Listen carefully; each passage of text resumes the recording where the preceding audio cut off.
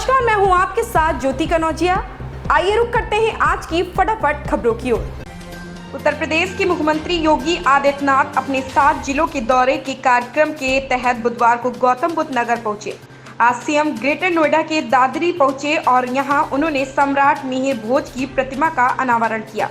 हालांकि उनके दौरे से पहले से ही मिहिर भोज के वंशज होने का दावा करने वाले राजपूतों और गुर्जरों में गतिरोध बुधवार को भी जारी रहा। यहां सीएम योगी ने एक जनसभा को भी संबोधित किया।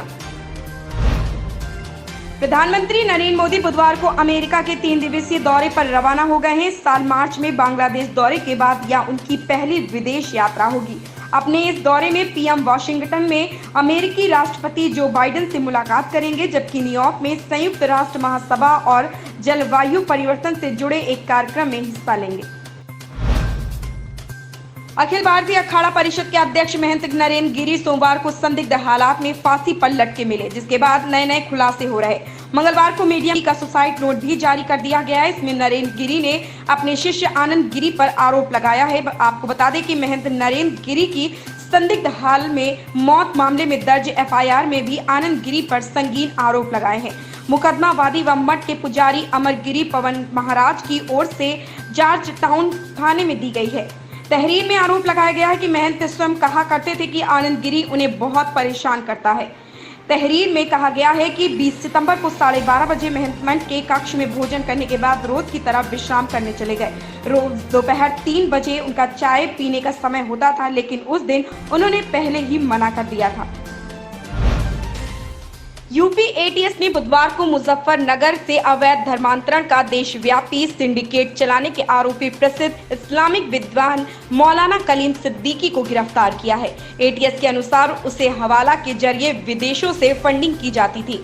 वह लोगों को प्रभावित कर शरीयत व्यवस्था लागू करने और जनसंख्या अनुपात बदलने के लिए वृहद स्तर पर धर्मांतरण करवा रहा था।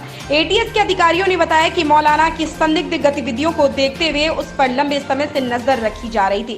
फिलहाल मौलाना कलीम से एटीएस के अधिकारी पूछताछ कर रहे हैं। भारत द्वारा भारी दबाव बनाए जाने के बाद आखिरकार ब्रिटेन ने भारत में बनी कोरोना वैक्सीन कोविशील्ड को स्वीकृत वैक्सीन मान लिया है और इसे लेकर नई ट्रैवल गाइडलाइंस जारी की गई है। हालांकि इस कदम से फिलहाल भारत को इतनी जल्दी राहत नहीं मिलने वाली। ब्रिटेन सरकार की तरफ से कहा गया है कि अगर किसी भारतीय ने कोविशील्ड वैक्सीन की दोनों डोज लगवा ली है और वह ब्रिटेन जाता है तो उसे अभी भी क्वारंटाइन में रहना होगा, क्योंकि अभी भी कोई सर्टिफिकेशन का मसला अटका हुआ है। भारत में कोरोना की तीसरी लहर की आशंका के बीच बुधवार को बड़ी राहत की खबर आई है। दरअसल 186 दिनों बाद आज देश में सक्रिय मरीजों की संख्या सबसे कम आई है। वहीं स्वास्थ्य मंत्रालय के अनुसार बीते 24 घंटों में कोरोना वायरस के 26,964 नए मामले सामने आए, जबकि 383 लोगों की मौत हो गई है। वहीं 34,167 संक्रमित मरीज ठीक होकर घर लौट गए हैं, जबकि सक्रिय मरीजों की संख्या कम होकर आज 3,01,979 पहुंच गई है, जो कि 186 दिनों में सबसे कम है। कथित फर्जी टूलकिट मामले में छत्तीसगढ़ के पूर्व सीएम रमन सिंह एवं भाजपा नेता संबित पात्रा को सुप्रीम कोर्ट से बड़ी राहत मिली है। दरअसल सर्वोच्च न्यायालय ने कथित फर्जी टूलकिट मामले में छत्तीसगढ़ सरकार की उस याचिका पर विचार करने से इनकार कर दिया, जिसमें दोनों नेताओं के खिलाफ जांच पर रोक लगाने के हाई कोर्ट के आदेश को चुनौती दी गई थी। नए सत्र से आईटीआई में दाखिला लेने की चाह रखने वाले विद्यार्थियों के लिए अच्छी खबर है। कौशल विकास एवं औद्योगिक प्रशिक्षण विभाग ने नए शैक्षणिक सत्र से जिले की 7 आईटीआई में 28 नए शेड्यूल कोर्स शुरू किए हैं, जिसका उद्देश्य आईटीआई में पढ़ने वाले ज्यादा से ज्यादा विद्यार्थियों को रोजगार उपलब्ध करवाना है।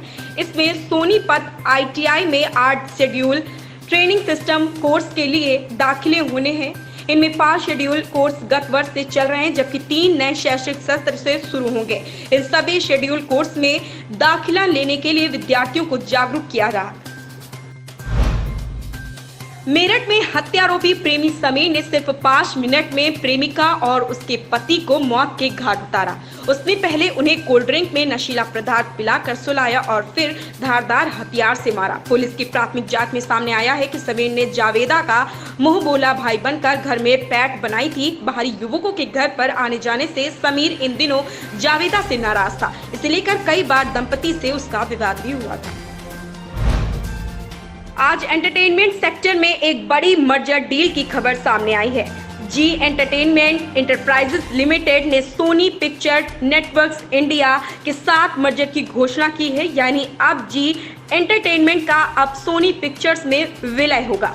कंपनी ने एक एक्सचेंज फाइलिंग में जानकारी दी है कि सोनी 1.57 अरब डॉलर यानी करीब 11,500 करोड़ रुपए का निवेश करेगा और विलय के बाद इसके पास 52.93% की नियंत्रक हिस्सेदारी होगी। वहीं जी लिमिटेड के शेयर धारकों के पास 47.7% हिस्सेदारी होगी। निवेश की रकम का इस्तेमाल ग्रोथ के लिए किया जाएगा। इन खबरों में बस इतना ही। धन्यवाद।